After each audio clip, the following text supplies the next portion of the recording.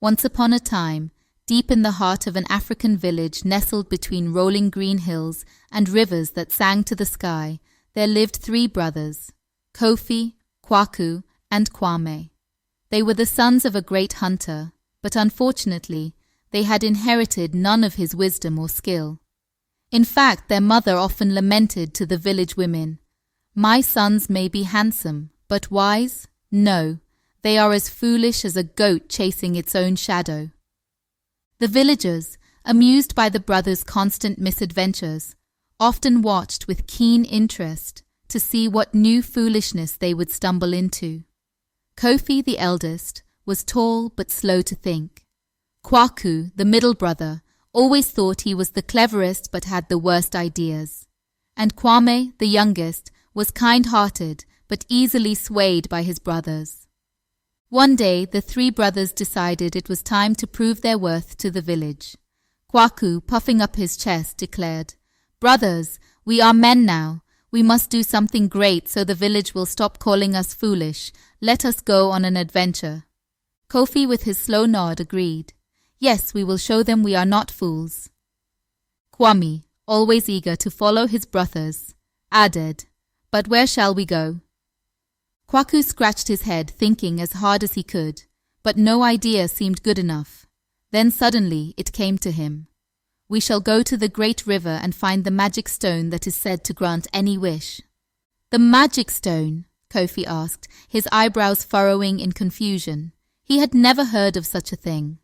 "Yes, the magic stone," Kwaku said confidently, though in truth he had only heard it from an old man who enjoyed making up stories to pass the time.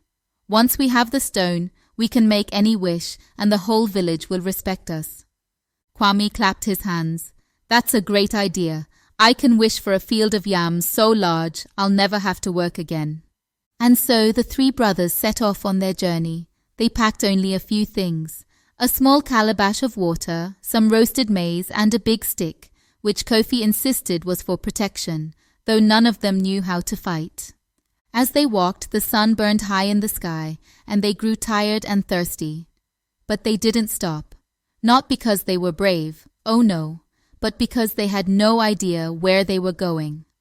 Kwaku, who claimed to know the way to the great river, led them in circles until they ended up at the same termite mound 3 times. "This termite mound looks familiar," Kwame said, scratching his head.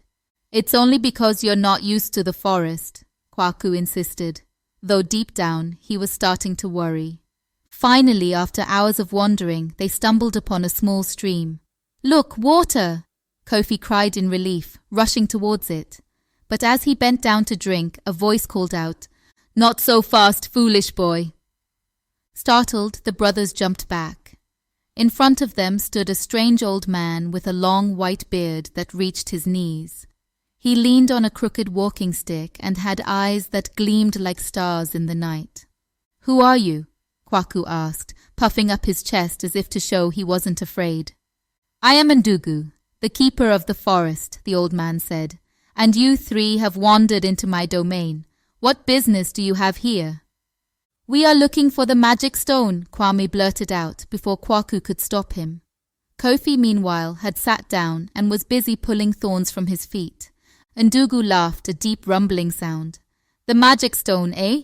You think a bunch of fools like you can find such a thing?" Kwaku bristled. "We may be fools, but we are determined." The old man grinned, his eyes twinkling with amusement. "Very well. I shall help you find the stone, but on one condition. Each of you must complete a task." Ndugu looked at Kofi, who was now half asleep under a tree. "You, the eldest," Ndugu said, pointing his walking stick at Kofi. "You must carry this pot of water on your head to the top of that hill." He pointed to a hill that loomed in the distance, "but you must not spill a single drop." Kofi blinked sleepily and nodded.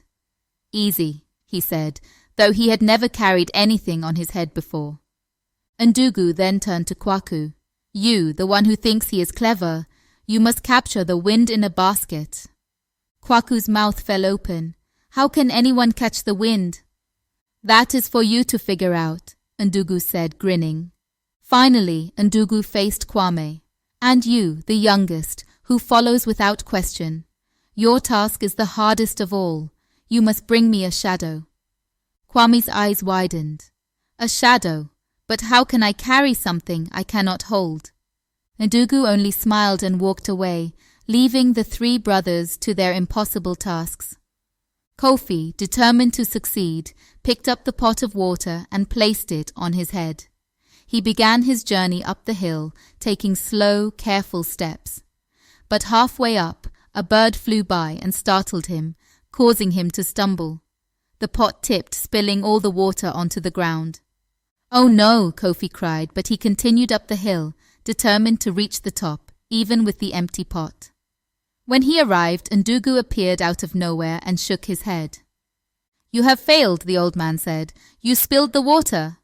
"But I reached the top," Kofi protested. Ndugu only smiled. "Foolish boy, the task was not to reach the top, but to keep the water safe." Meanwhile, Kwaku was running around with a basket, waving it wildly through the air, trying to trap the wind. "I'll catch it eventually," he shouted, his face red with effort. But no matter how hard he tried, the basket remained empty. Finally, exhausted, Kwaku sat down, frustrated. "It's impossible." Ndugu appeared beside him, shaking his head. "The wind cannot be caught, foolish one. It is free, just as your thoughts should be, but instead you try to control what cannot be controlled." As for Kwame, he spent hours chasing after his own shadow, trying to grab it off the ground. He ran, he jumped, he even tried to scoop it into a bag, but the shadow always slipped away. "This is madness," Kwame cried. When Ndugu appeared before him, Kwame looked up, panting. "How can I bring you something that has no substance?" Ndugu smiled kindly. "That is the point, young one. You cannot catch what is not meant to be caught. Sometimes the greatest wisdom is knowing when to let go." The brothers returned to the village empty-handed, their heads hung low. The villagers gathered around, eager to hear of their journey.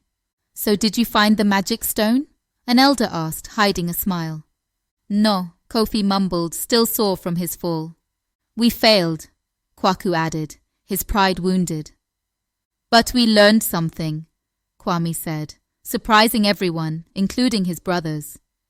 "And what is that?" the elder asked. Kwame smiled sheepishly. "Sometimes it is okay to be foolish as long as you can laugh at yourself and learn from it." The villagers erupted into laughter, and for the first time, the brothers joined in, realizing that maybe, just maybe, there was wisdom in their foolishness after all. From that day on, the brothers were no longer known as the village fools, but as the brothers who had the courage to try the impossible and the heart to laugh at their own missteps. And in that, they found a kind of magic after all. Even the most foolish can find wisdom when they stop trying to control everything and simply learn to enjoy the journey.